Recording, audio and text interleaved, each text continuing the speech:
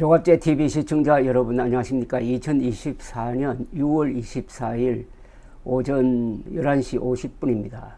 내일은 6.25 남침 발발 74주년이 되는 날입니다. 군사문화 그리고 문민문화 뭐 이런 식으로 나누면서 이거를 서로 대치관계에서 파악하려고 하는 사람들이 많습니다만, 우리나라 역사도 그렇고 세계 역사를 이렇게 둘러보면은 군인들이 통치했던 시기, 상무정신이 강했던 나라가 발전하는 경우가 대부분입니다. 군사문화가 강한 곳에서 민주주의가 발전하고, 군사문화가 전통이 되었던 곳에서 산업혁명이 일어나고 해서 거의 예외 없이 지금 세계의 인류 국가는 과거에 군인들이 기사라든지 뭐 한국 같으면 화랑도가 되겠습니다. 이런 사람들이 지배층이 되어 가지고 통치했던 나라에서 산업이 발달하고 민주주의가 발달한 것을 알 수가 있습니다. 그러나 한국은 유독 1392년 조선이 개국한 이후에 군인들을 멸시하는 주자학 통치 이데올로기가 기승을 부리다가 결국은 국력이 쇠잔해가지고 우리나라 역사상 최초로 이민족인 일본의 나라를 넘기고 말았습니다. 그러나 대한민국 건국 이후에 공산당의 도전으로부터 국채를 보존하기 위해서 몸부림치는 과정에서 거대한 군사력을 만들었습니다. 자연스럽게 이 군부 엘리트들이 집권을 했습니다. 그 시기는 약 한 30년 되었습니다. 박정희 대통령 18년, 전두환, 노태우 합쳐가지고 12년 잡으면은 약 30년입니다.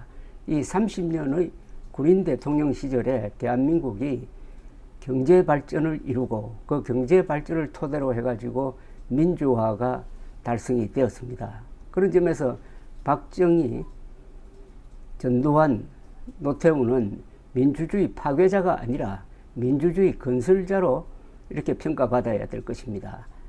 그러나 김영삼 정부 등장한 이후에 김영삼 대통령이 자칭 문민정부다 하는 것을 앞세우면서부터 우리나라의 군인들을 멸시하는 풍조가 강화되고, 여기에 김일성 세력이 동조하고 해가지고 요사이 군인들의 처지가 아주 참 어렵게 되었습니다.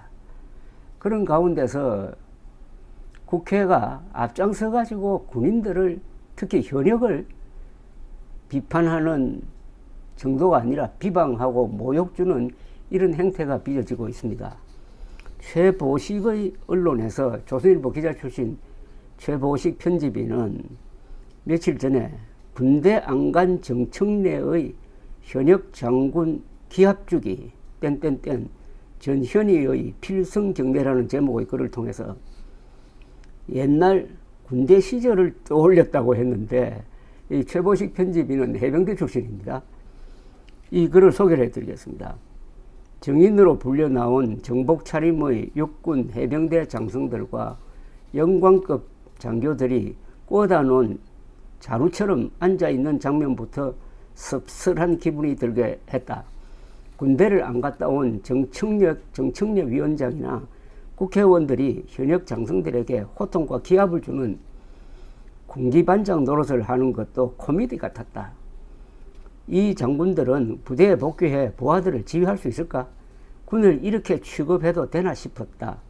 한 병사의 죽음으로 해병대 전체가 불명예의 늪속에 빠진 것이다. 청문회는 최상병 수사 과정에서 외압이 있었다는 박정훈 해병대 수사단장의 입장에서 진행되었다. 사실상 그걸 하기 위해 청문회가 열린 것이다.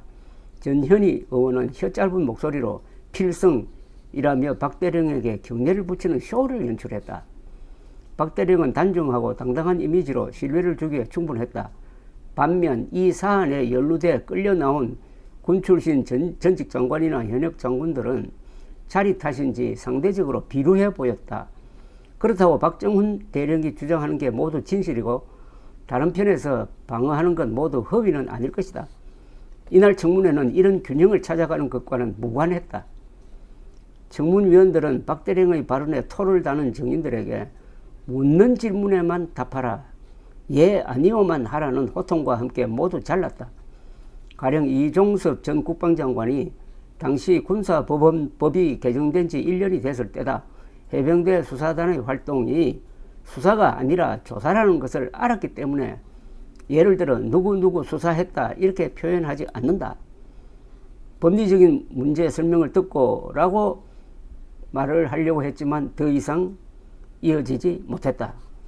그런 군사법원법 개정안, 즉 군내 사망사건 수사는 민간경찰이 관할한다는 것인데 는 2년 그 개정안을 2년 전에 단독으로 통과시킨 야당 청문위원들이 수사도 못하게 하는 해병대 수사단이 왜 있어야 하느냐는 식으로 벌떼처럼 일어났다. 자기들이 수사를 못하게 해놓고 이런 이야기를 했다는 겁니다. TV를 보는 일반인들은 모두 정청래를 비롯한 청문위원들이 잘하고 있다며 통쾌하게 여겼을 것이다. 이날 청문회를 TV나 유튜브로 본 국민들은 윤 대통령의 경로를 분명하게 인식하게 됐을 것이다. 야당은 여론전에서 큰 소득을 얻게 된 셈이다. 청문회는 최상병 특검법을 위한 사전 이벤트였고 한쪽 방향으로의 진행은 예정되어 있었다. 여당이 상임위 배분 문제로 국회를 보이콧하면서 야당만의 잔치판이 된 것이다. 야당이 원하는 그대로 청문회는 진행되었다. 여당은 어떻게 해보겠다는 전략도 없이 그냥 보이콧만 하고 있을 뿐이다. 야당도 아닌 여당이 의석수에 밀린다고 국회를 보이콧한다는 것 자체가 참으로 웃기는 일이다. 결과적으로 청문회에 불려나온 증인들이 야당 청문위원들로부터 무방비로 두들겨 맞게 내버려둔 것이다. 여당이 그렇게 했다는 겁니다. 국힘당이.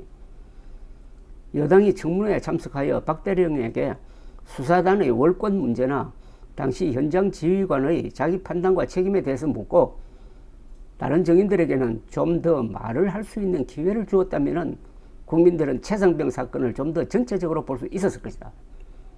아마 여당 의원들 중에서 이날 청문회가 어떻게 굴러가든 관심을 가진 이들은 아무도 없었을 것이다. 야당에서 대통령 탄핵 사안이라고 공격하는 민감한 전국 이슈에서 나 몰라라 방관한 셈이다. 청문회가 끝나자마자 야당은 이미 윤 대통령 거부권으로 폐기된 최상병 특검법을 다시 단독 통과시켰다. 대통령은 또 거부권을 행사할 테고 이런 무능한 정부와 여당은 지금까지 전례가 없었다. 이 최보식 편집인의 공격 포인트는 국민의힘입니다. 국민의힘이 왜 현역을 보호하지 못하느냐.